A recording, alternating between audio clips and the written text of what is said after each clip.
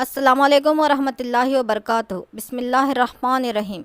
अज़ीज़ तलबा व तालिबात, आज हम जमात दहम के बाब हिंदुस्तान में ज़राए नक़ल व हमल और अबलाग के बारे में मुतालिया करेंगे कि ज़राए नक़ल व हमल से क्या मुराद है, ज़राए नक़ल व हमल की अहमियत क्या है, ज़राए नक़ल व हमल के अक़साम यानी बर्री नक़ल व हमल, बहरी नक़ल व हमल, फ़िज़ाई नक़ल व हमल और उसकी अहमियत। उसके साथ साथ ज़राए अबलाग की अक़साम कौन से हैं और ज़राए अबलाग की अहमियत क्या है। तो सबसे पहले नक़ल व हमल से क्या मुराद है और नक़ल व हमल की अहमियत क्या है। नक़ल व हमल से मुराद अशिया, खिदमत और मुसाफिरों को एक जगह से दूसरी जगह लाने और ले जाने को नक़ल व हमल कहते हैं। नक़ल व हमल इंसानी तरक्की के तमाम अवामिल में अहम किरदार अदा करता है। हिंदुस्तान की मईशत की रीढ़ की हड्डी अगर ज़राअत है तो सनअतें ऐसा भी निज़ाम है और नक़ल व हमल और अबलाग ऐसा भी निज़ाम या रगों का काम करते हैं।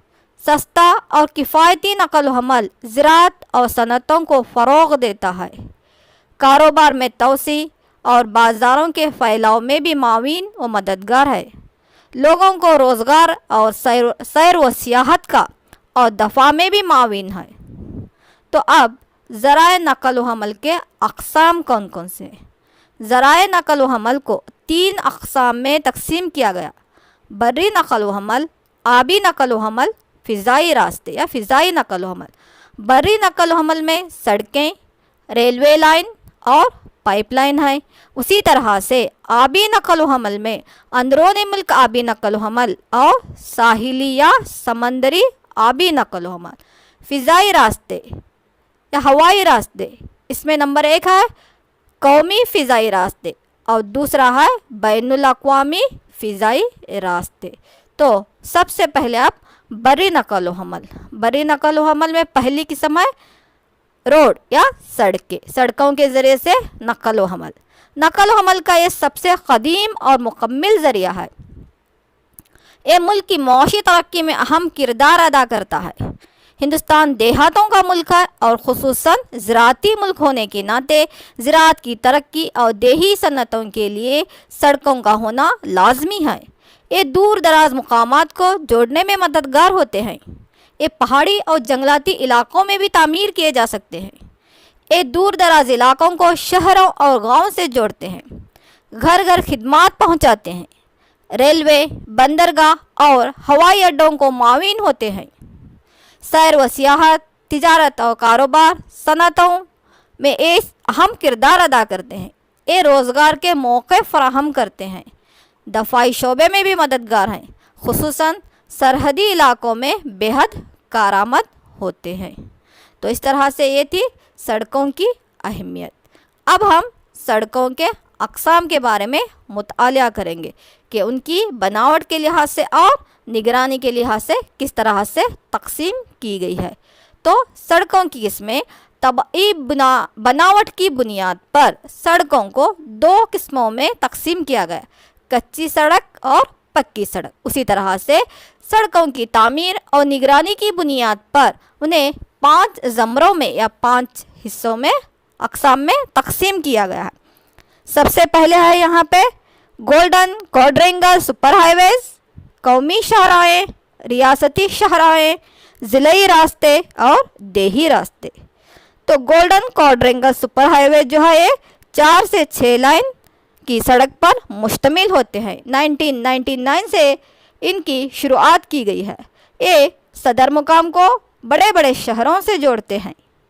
इनकी तामीर और मुरम्मत की निगरानी national highways authority of India के मातहत होती है। उसी तरह से कौमी शाहराहें जो रियासतों के सदर मुकामात को ज़िलों, बंदरगाहों वगैरह को जोड़ते हैं, सेंट्रल पब्लिक रोड डिपार्टमेंट के मातहत होते हैं। उसी तरह रियासती शाहराहें ये रियासत के सदर मुकाम को मुख्तलिफ ज़िले और कौमी शाहराहों से जोड़ती हैं। पब्लिक वर्क डिपार्टमेंट या तामीराती महकमे के ये ज़िम्मे होते हैं। उसी तरह से होते हैं ज़िले सड़कें جو کہ یہاں پہ نقشے میں آپ کو دکھ رہے ہیں کہ نیشنل ہائی ویز کون سے ہیں، قومی شاہراہیں اور اسی طرح سے ریاستی شاہراہیں، ضلعی راستے وغیرہ۔ تو اب اس کے آگے ہے دیہی راستے یا دیہی سڑکیں جس کو ہم کہتے ہیں۔ ان سڑکوں کا تعلق دوسرے شہروں اور تجارتی مراکز سے ہوتا۔ ان میں زیادہ تر کچے راستے ہوتے ہیں جو کہ موسم بارش میں ناقابل ہو جاتے ہیں، استعمال کرنے کے قابل نہیں رہتے کبھی کبھی، مگر ان کچے راستوں کو کنکریٹ کے استعمال میں تبدیل کر کے پکے راستوں میں تبدیل کیا جا رہا ہے۔ آگے ہے سرحدی راستے۔ سرحدی علاقوں میں بنائے گئے راستے جو خصوصاً دفاعی مقاصد کے لیے استعمال ہوتے ہیں ان کو سرحدی راستے کہتے ہیں، جن کی تعمیر کی ذمہ داری border road development authority of India کے ذمے ہے۔ اب ہے ریلوے نظام۔ ریلوے بری نقل و حمل میں ریلوے سب سے اہم ہے۔ یہ وزنی اشیاء دور دراز مقامات تک بڑے پیمانے پر مسافروں کو لے جانے کے لیے بہت کارآمد ہیں۔ انگریزوں کے زمانے میں تعمیراتی یا غذائی اجناس کی فراہمی اور قحط کے زمانے میں امدادی فوج کو ایک جگہ سے دوسری جگہ لے جانے کے لیے ان کو تعمیر کیا گیا تھا۔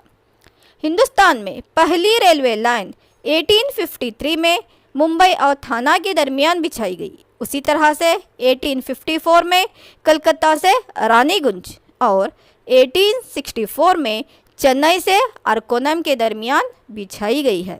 ہندوستان دنیا کا سب سے بڑا ریلوے نظام عوامی حلقے کے ماتحت ہے، اور ریلوے نظام کو اور مؤثر بنانے کے لیے لوگوں کو اور بنیادی سہولتیں وہاں پہ فراہم کرنے کے لیے ان کی آرام کی یا نگرانی کے مد نظر رکھتے ہوئے اس کو ہم 16 حلقوں میں یا زون میں بھی تقسیم کیے ہیں۔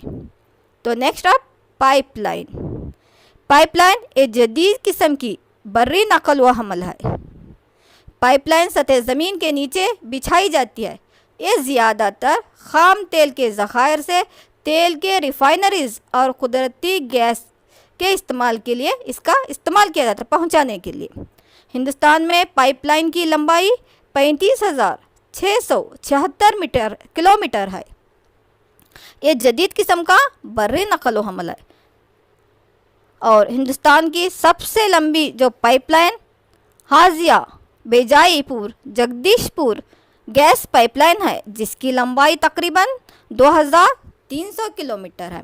تو یہ جو تھے بری نقل و حمل کے اقسام تھے، روڈ یا سڑکیں، ریلوے نظام، اور تیسرا تھا یہاں پہ پائپ لائن۔ اب آگے جو ہے دوسری قسم آبی نقل و حمل کے بارے میں دیکھیں گے۔ آبی نقل و حمل پرانے زمانے سے ہی ہندوستان میں زیادہ تر نقل و حمل آبی نقل و حمل یعنی آبی نقل و حمل کے ذرائع سے ہوا کرتی تھی۔ آبی نقل و حمل کو 2 قسموں میں منقسم کیا گیا ہے: اندرونی ملک آبی نقل و حمل اور سمندری یا ساحلی آبی نقل و حمل۔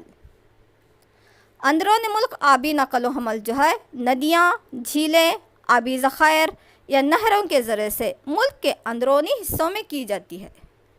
اسی طرح سے بیرونی ملک ساحلی نقل و حمل جو کہ ساحلی راستوں سے یعنی سمندری راستے جو سمندر میں کی جانے والی نقل و حمل ہے۔ ہندوستان میں کئی بندرگاہیں ہیں اور لمبی لمبی ساحلی پٹیاں بھی ہیں جو کہ ہمارے آبی نقل و حمل میں مددگار ہے۔ ہماری 85% غیر ملکی تجارت سمندری نقل و حمل یعنی بندرگاہوں سے ہوتی ہے۔ ہندوستان میں 13 بڑی بندرگاہیں ہیں۔ ہندوستان کی بندرگاہوں کو مشرقی ساحل کی بندرگاہیں اور مغربی ساحل کی بندرگاہوں میں تقسیم کیا گیا ہے۔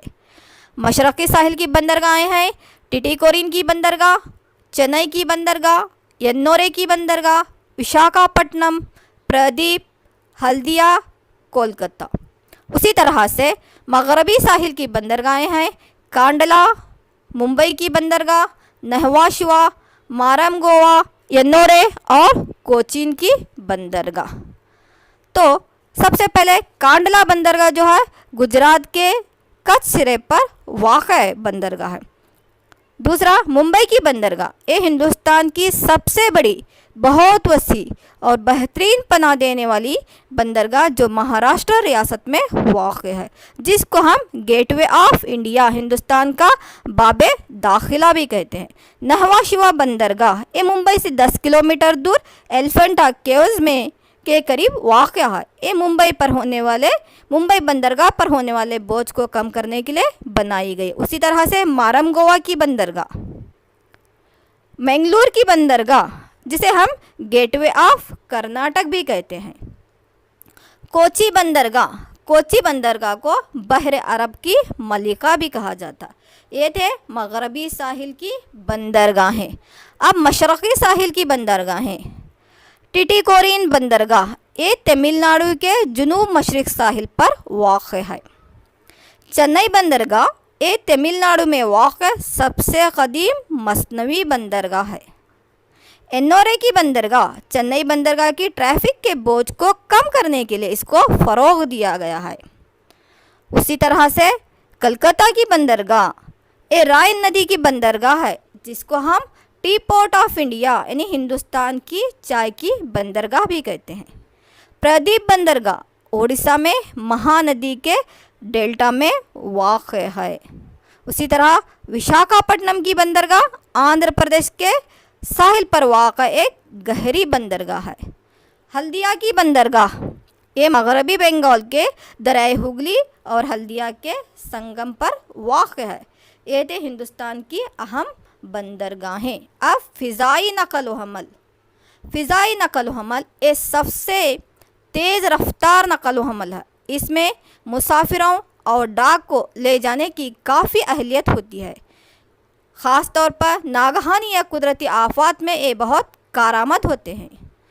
अमली मकासद के लिए इसको 2 इदारों में बांटा गया। एक है इंडियन एयर इंडिया या इंडियन इंटरनेशनल, दूसरा इंडियन एयरलाइंस। हिंदुस्तान में कुल 141 तैरानगाहें या एयरपोर्ट हैं, जिसमें 28 बैनुल अक़वामी हवाई अड्डे या एयरपोर्ट, उसी तरह से 88 देसी एयरपोर्ट और 25 जो है यहाँ पे फ़िज़ाई फ़ौज के हवाई अड्डों पर मुश्तमिल है।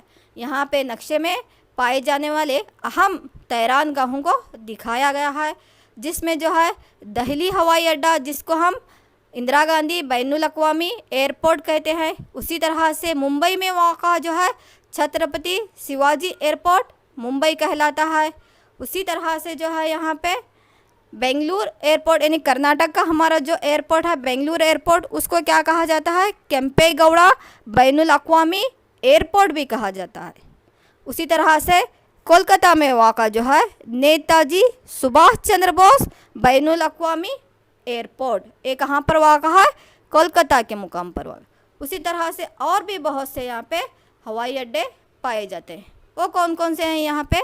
अहम हवाई अड्डे जो है Indira Gandhi airport Delhi, Chhatrapati Shivaji airport Mumbai, Netaji Subhash Chandra Bose airport Kolkata, Anna बैनुल अक़वामी एयरपोर्ट चेन्नई, केम्पेगौड़ा बेंगलुरु, राजीव गांधी एयरपोर्ट हैदराबाद, उसी तरह से सरदार वल्लभ भाई पटेल एयरपोर्ट अहमदाबाद, वीर सावरकर बैनुल अक़वामी airport Port Blair, doctor Baba Saheb Ambedkar बैनुल अक़वामी एयरपोर्ट नागपुर, जारूकी बैनुल अक़वामी एयरपोर्ट शिलोंग, लाल बहादुर शास्त्री बैनुल अक़वामी एयरपोर्ट वाराणसी, लोकप्रिय गोपीनाथ बैनुल अक़वामी एयरपोर्ट गुवाहाटी, बीजू पटनायक बैनुल अक़वामी एयरपोर्ट भुवनेश्वर। तो ये हिंदुस्तान की चंद एक अहम तैरानगाहें हैं। अब ज़राए अबलाग यानी क्या?